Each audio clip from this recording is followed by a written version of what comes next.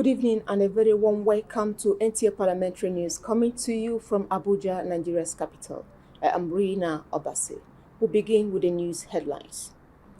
Local government autonomy in focus as lawmakers elect prepare for inauguration. We should try and see whether this time around it will scale through. Speaker Abia Mila aligns with party's decision on 10th Assembly leadership. I want you to trust my judgment. Plus, correspondent spotlights operations of election petition tribunals. Now to the details of the news. One of the fallout of increasing airlines' blocked funds in Nigeria is high cost of tickets. In reaction, Senate has urged President Buhari to direct the Central Bank of Nigeria to these blocked funds. National Assembly correspondent Ignatius Nkwo has the details.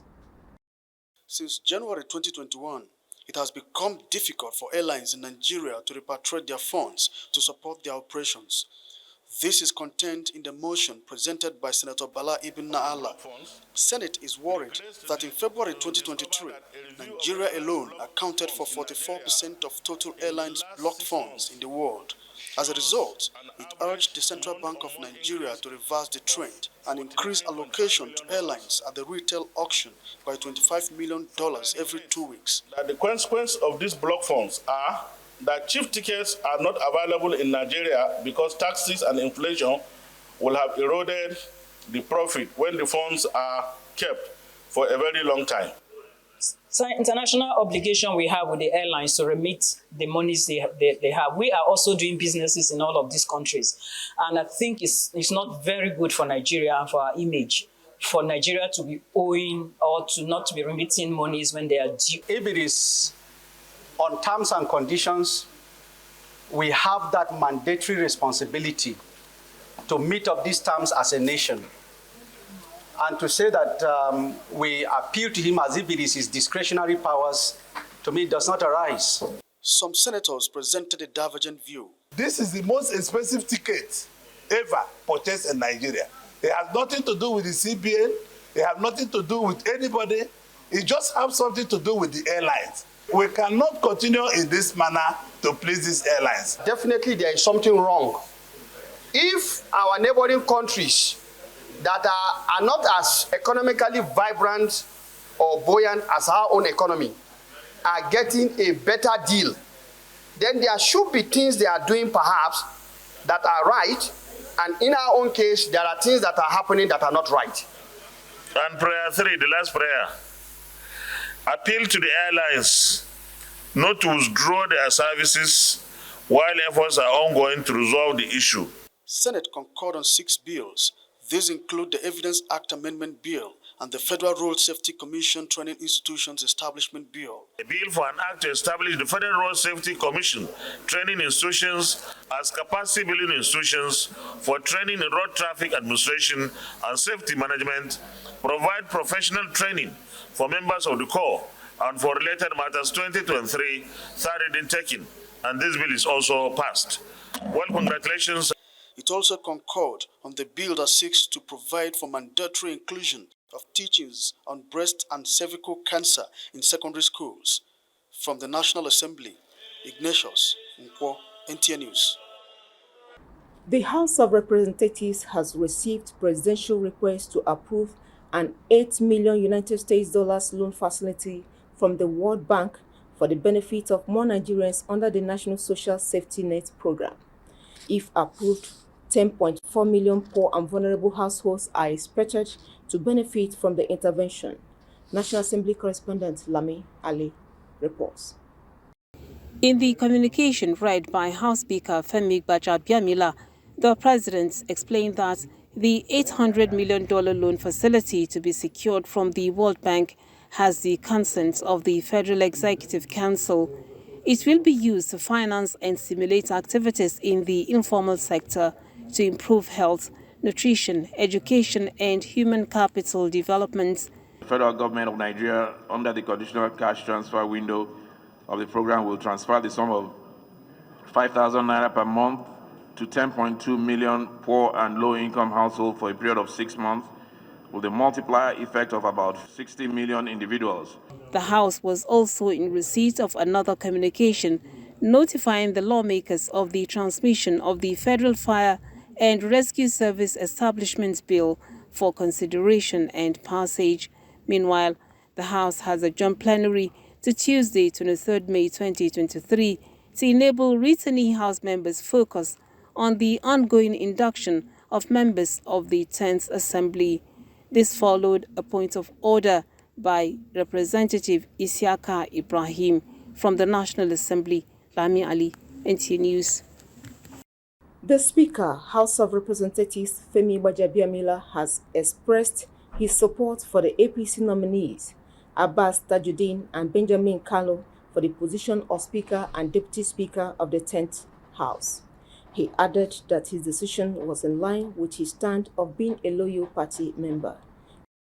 At this meeting convened by the group known as the Joint Task, comprising members-elects from across 8 political parties for the 10th Assembly, Gbajabiamila went down memory lane to highlight the consequence of not abiding by the choice of the ruling party in relation to the nomination of presiding officers for the 2 chambers of the National Assembly. He added that Abbas has capacity to lead the 10th House. Tajuddin Abbas. He quietly makes his impact. I want you to trust me. I want you to trust my judgment. Even if it's a leap of faith, I want you to take that leap of faith. For somebody who loves the institution, I can never lead you astray. Others at the meeting include APC Senate President nominee Godswill Akpabio and House Leader Alhassan Adodogwa. May you conduct your affairs mindful of the admonition of my late mother by respecting the 3 Gs, particularly respect the government. Today, I am the majority leader of the House of Representatives, courtesy of the National Working Committee of my party. Courtesy demands that it's only fair. I also stand by the position of the National Working Committee and the leaders of my party. The speakership nominee and deputy canvassed support of their colleagues, promising fair and efficient leadership. I will try as much as possible to sustain the modest achievements the 9th Assembly has recorded.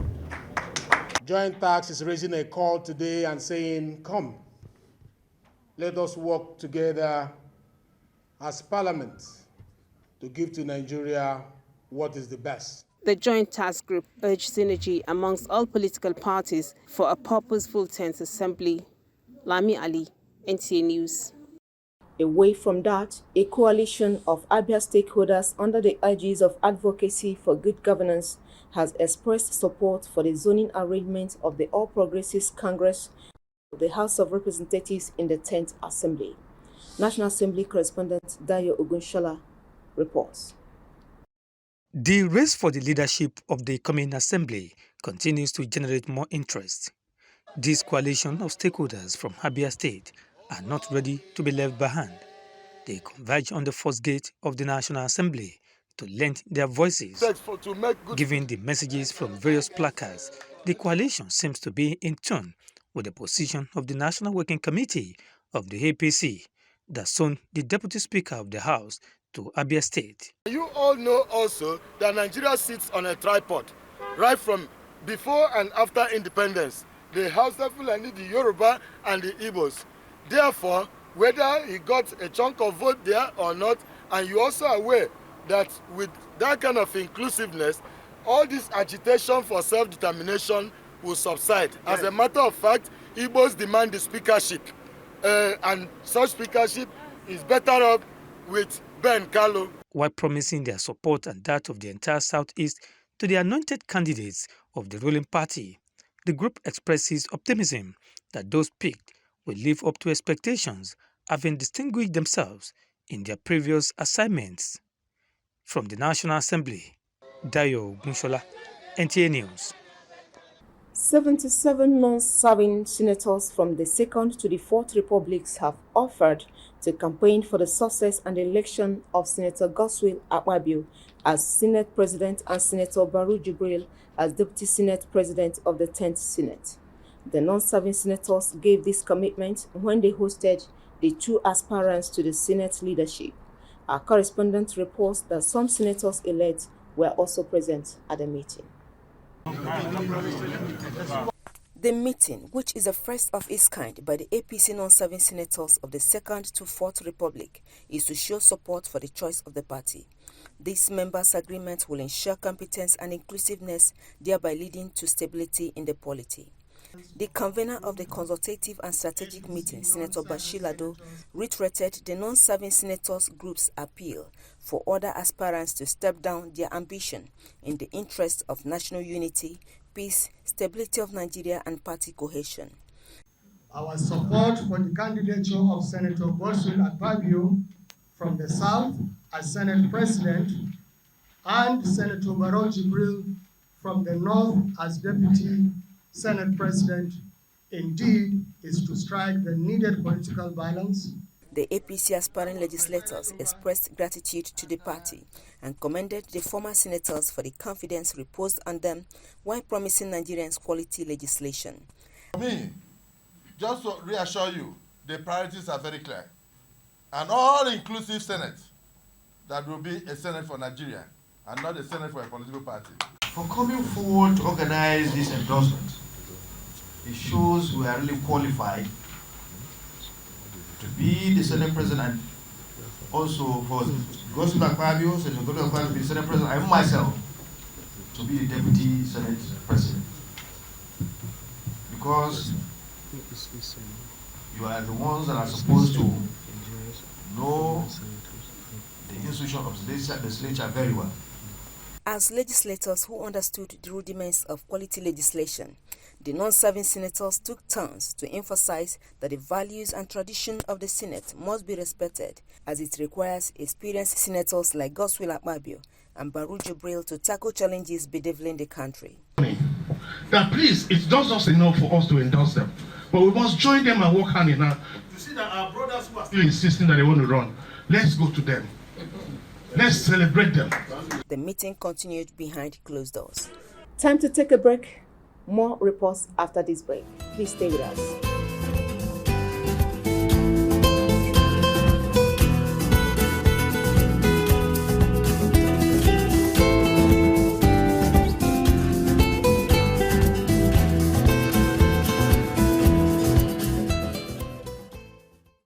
Welcome back. In case you're just joining us, we are on NTA Parliamentary News, coming to you from Abuja, Nigeria's capital. The Constitutional Alteration Bill for Local Government Autonomy is likely to pass the hurdle in the 10th Assembly, as members-elect have resolved to revisit the bill with improved engagement. Ignatius Onkwo spoke to some of them. The clamor for the autonomy of local government administration in Nigeria is as old as the existence of the third tier of government.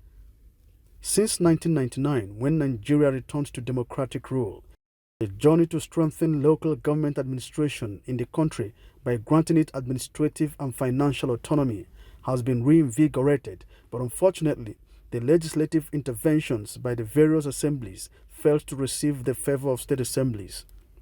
Now, the question is, will the 10th Assembly jettison the local government autonomy bill or revisit it with more vigor? We should try and see whether this time around it will scale through. Because one of the bad things that will happen to this country is having this local government autonomy. So you cannot say you stop trying because you tried 1-2 times and it didn't work. I just told you about devolution of powers. 8th Assembly worked on PI, the PIB bill is now the PIA. Did it work? But in the 9th Assembly, it worked. The failure of the bill at the state assemblies over the years has become worrisome in view of the correlation between the autonomy of that tier of government and national development. The need to empower the local government is very, very key and fundamental because they are the ones directly in touch with the grassroots and they are the ones directly with the people. So they need that empowerment and we need to support them. In the 10th Assembly, the bill is expected to receive a more robust lobbying and improved consultations and engagement of members of the public. The 10th National Assembly will continue to jealously guard and protect the issue of autonomy of local government. We'll continue to lobby for it because that is the only panacea, as I said earlier, for development to cascade down the nooks and crannies of the grassroots. You must consult, you must engage both the citizens, and the executive arm of government and all stakeholders in the process of lawmaking. The constitution amendment that will be carried out by the 10th National Assembly will be the sixth alteration of the 1999 Constitution. Ignatius Nkwo, NTA News. As the 9th National Assembly winds up in few weeks to come, 10th Assembly is geared towards having a new page of executive-legislature relation for national interest. National Assembly correspondent Muhammad Rabiu Ali spoke to some of the new and returning lawmakers on their expectations on 10th Assembly. We are coming to add value and we are coming to make a difference. We are coming to reset the National Assembly for the greater need of the Nigerian people. The expectation of my constituency is also huge.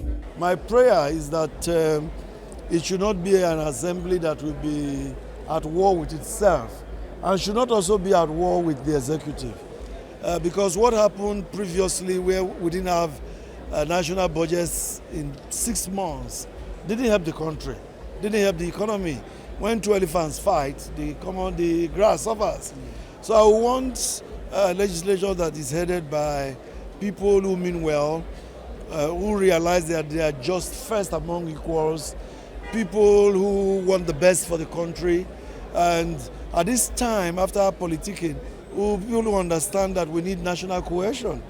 I believe Nigerian people are going to have the dividend of democracy under this, our legislative house. Together, we can jointly work for the progress, unity of this great nation, which I believe that is something that has to be done. Definitely, I'm hoping that we can get to appreciate that at the end of the day, the only thing that we can do is to make the difference so that the ordinary man on the street can feel the impact of government. So far, that has not happened, and I have discovered that there are quite a few things we can do to make it happen, and this is where we're going. I believe Nigerians will expect a lot of results, because when there is a strong and good oppositions in the chambers, the leaders will also be careful and remember whatever they are going to do. Our attention will always be for the general interest of the country. The Senate Committee on Education, Basic and Secondary has queried the budget performance of the Universal Basic Education Commission from 2019 to 2022. Education correspondent Abdulmalik Hassan reports that this was during oversight to the commission in Abuja. For the year 2022 capital budget, we are here to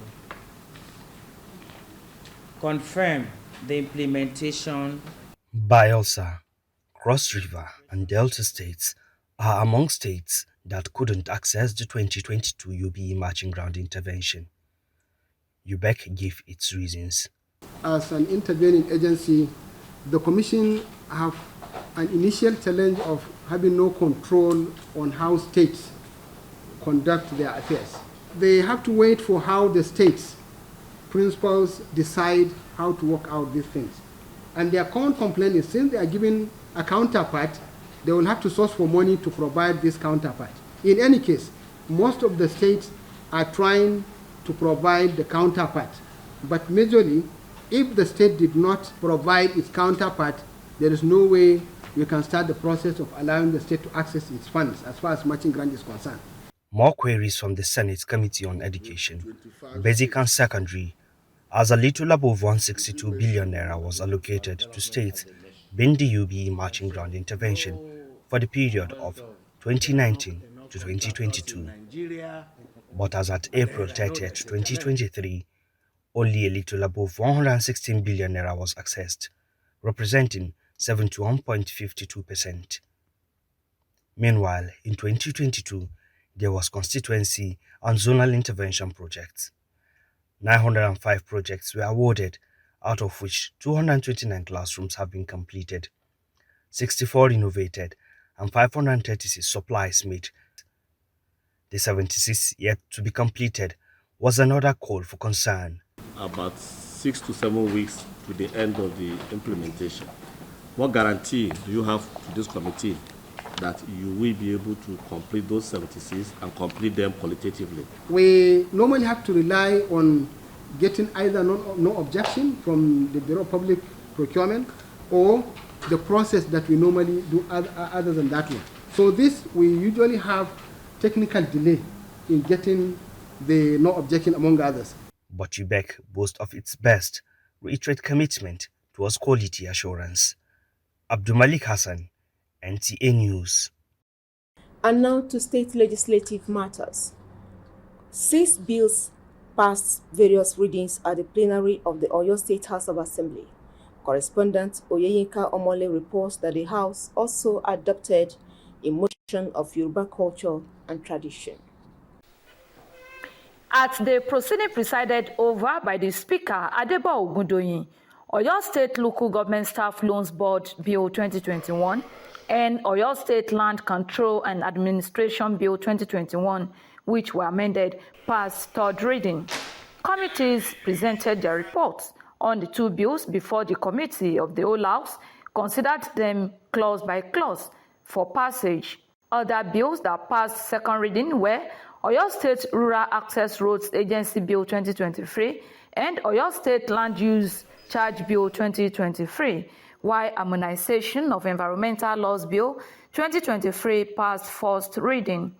Also at the plenary, a motion brought by Kazim Isiaka representing Oyo East and West, seeking the House to promote culture and tradition of Yoruba by setting aside every 21st of May as public holiday in line with United Nations pronouncement and conduct of plenary in Yoruba language throughout the month of May every year was adopted by the House. The House is expected to reconvene on Wednesday, 24th May 2023 in Ibadan. Oyeyinka Omole, NTA News. Finally, on the news is election matters. Election petition tribunal are set up immediately after election for fast dispensation of justice to aggrieved candidates or political parties that participated in an election. How does the tribunal operate? Correspondent Mohammed Bawa will take us through.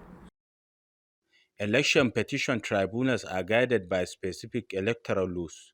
Section 288 of the Constitution and the Electoral Act 2022 regulate the process of elections in Nigeria. Election petition tribunals are also specialized courts that handle election disputes for quick dispensation of justice. Election petition tribunals are set up in every state of the Federation and the FCT immediately after the conclusion of the general elections or a rerun election in a particular state, as the case may be, to hear and entertain the grievances of candidates, political parties, or the election empire, INEC, in order to rule on the matters presented before the tribunal. Hosseini Zakaria San is a legal practitioner and he shed more light on the jurisdiction of the Election Petition Tribunal. We have 3 types of election petition established by the Nigerian Constitution. The first one is the Presidential Election Petition, which is always heard by the Court of Appeal. It's presently sitting in Abuja. Then the second one is the Gubernatorial Election Petition, which is established for the hearing of dispute arising from the gubernatorial election. Is cited all over the Federation in all the state capitals. Then the third one is the National and State Houses of Assembly Election Petition Tribunal, which has the jurisdiction of listening to petition arising from House of Assembly election, House of Representative election, and senatorial election. Petitions arising from the election of presidential, the governorship, the Senate, the National and State Assemblies are heard by the tribunal, but each has where it terminates. Barrister Zakaria explains further. Presidential Election Petition Tribunal, which with the Court of First Instance is the Court of Appeal, it terminates at the Supreme Court. The Gubernatorial Election Petition Tribunal, it terminates at the Supreme Court. If the tribunal decide any dissatisfied person can go to the Court of Appeal, from Court of Appeal to the Supreme Court. And the National Assembly, State House of Assembly, it terminates at the Court of Appeal. The moment the tribunal decide and an appeal lies to the Court of Appeal, if the Court of Appeal pass a judgment, the judgment of the Court of Appeal is final. cannot go to the Supreme Court. Time at which tribunals are expected to hear and pass judgment on each case is of paramount importance, which the law clearly spelled out. All the election petition tribunal has 180 days from the date that the petition was filed. So the court has to decide and give judgment within 180 days. And when it goes to appeal, from the date of filing your notice of appeal, you have 60 days, lifespan of 60 days. The explanation of legal expert shows that the electoral laws left no stone unturned on how the tribunal should be set up and the way it must operate. In Birnin Kebbi, Abdul Muhammad Ba, NTA News. And with that, wrap up our news this evening. Thanks for being part of it. You can watch more of our programs on the channel scrolling on your screen. I'm Rina Obase. Good evening.